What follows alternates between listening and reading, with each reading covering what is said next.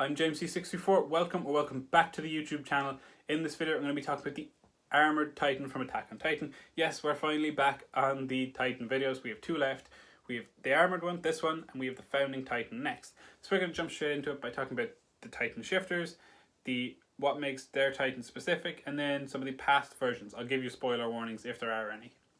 So let's talk about Reiner Braun, who is the only Titan shifter that we see in the series for the Armored Titan.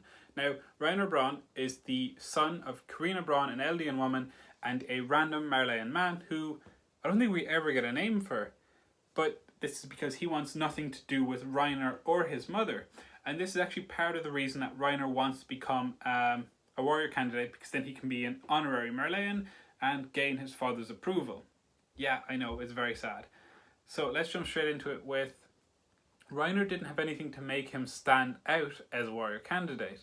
Whereas we get examples of Annie's fighting skills, Borthold's intellect and his calm demeanour. Zeke got lucky, to be honest. That was pretty much, Zeke got lucky. And Marcel had his leadership. You know, most of them had something to make them stand out and why they should be picked. And it was actually the thing that made Reiner stand out is during a written test for the warrior candidates, he had a speech so devoted and so loyal to Marley that's what made him stand out. And this is actually passed down from his mother. She was very loyal to Marley, and it shows in him and in his writing, and that's what made him stand out. And this is what made it between him and Porco Galliard for being the Armored Titan candidates, who was going to be picked.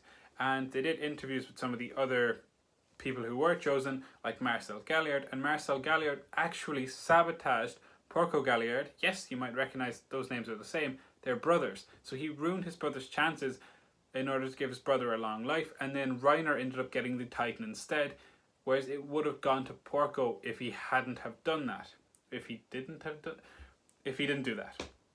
So time moves on, and we see that Reiner, Marcel, Borthold and Annie are heading off to Paradise Island to reclaim the Founding Titan, and Zeke and Peak were left behind.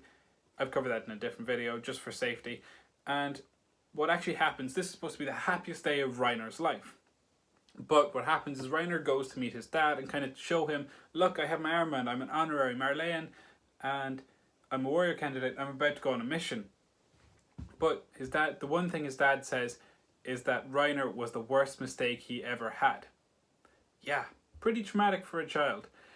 But they go to the island, and on the first night at the island, they have their bonfire, and Marcel drops the truth bomb. He basically tells him that Marcel says, you should not be here. It should have been Porco, but I ruined his chances because I wanted him to live a long life. That's why you're here. You didn't deserve to be here. What? Like Reiner, boom, boom, trauma after trauma after trauma. Then the sun comes up. It's not done yet. Ymir's pure Titan, wakes up, she rises from the ground, and she charges at Reiner to eat him. Now, out of guilt, Marcel jumps in the way and pushes Reiner out, and he gets eaten instead. Trauma again for Reiner. What is going on here? But now, Annie and Borthold, they're scared. They think the mission's going to fail. They want to go back to Marley. But Reiner, thinking that he's going to get blamed for Marcel's death, he obviously doesn't want to go back, because he says, because he was the intended target, and he thinks that if he goes back, they're going to blame him for Marcel's death and feed him to Porco Galliard, who's going to be waiting there for him.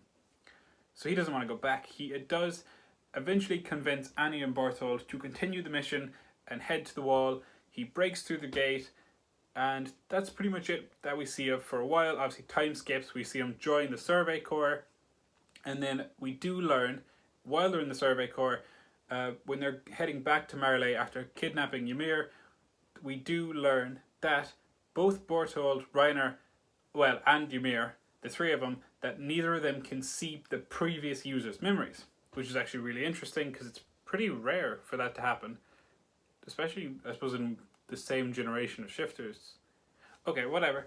Now, let's talk about Reiner's Titan. I think Reiner probably got the unluckiest out of all of the Armored Titan shifters, because we're just going to talk about this first before we actually explain his Titan. like the Armored Titan, its main thing is armor, which that's great. We've seen it against swords, against guns, pretty much everything in the show we've seen thrown at it on the island. We've seen it tested again and again, and the other Titans don't really compare to it in terms of armor, except for the Warhammer Titan, and the only thing we really see bring them down is the Thunder Spears. That's what they're called. Yeah, I completely spaced. Yeah, the Thunder Spears, but they brought both Titans down, so it's quite fair to compare the Warhammer armor to the Armored Titan's armor, if that makes sense. But once I just brought up there the Thunder Spears, and out in the outside world also has anti-Titan artillery, which can break through his armor. So now he's pretty unlucky in terms of Armored Titans, because now he can be brought down pretty easily, unlike the previous Armored Titans. And even other Titans, because the other Titans have a lot more speed.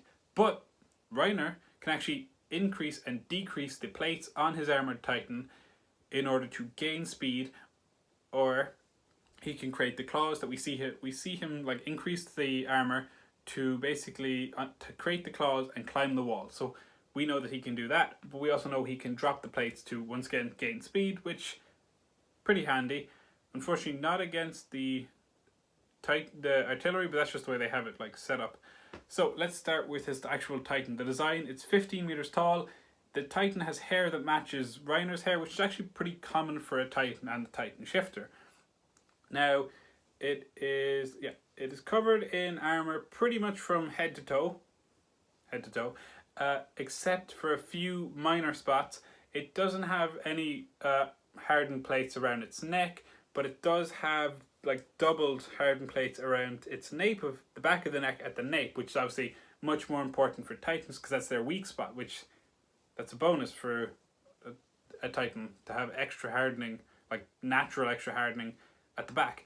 Now, that's pretty much the design of Reiner's Armored Titan. It's actually based off of a UFC fighter called Brock Lesnar. Is that how you pronounce his second name? I think it is. So yeah, if you want to Google him or something, I'll get a picture of him probably. So yeah, Reiner's Titan is actually modeled off of Brock Lesnar. Now, that's pretty much all there is to Reiner's Armored Titan. So we're going to jump into a few of the armored... Well, I'm just going to talk about two, to be honest, because I think those are the most interesting.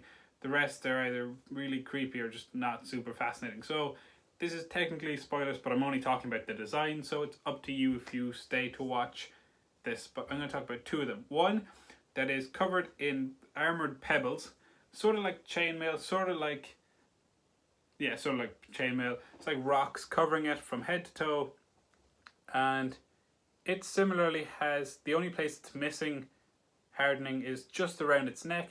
I think it's the most covered Armored Titan out of the Armored Titans that we see. So if there's ones that we don't see, who knows? But from the ones we see, I think this is the most covered.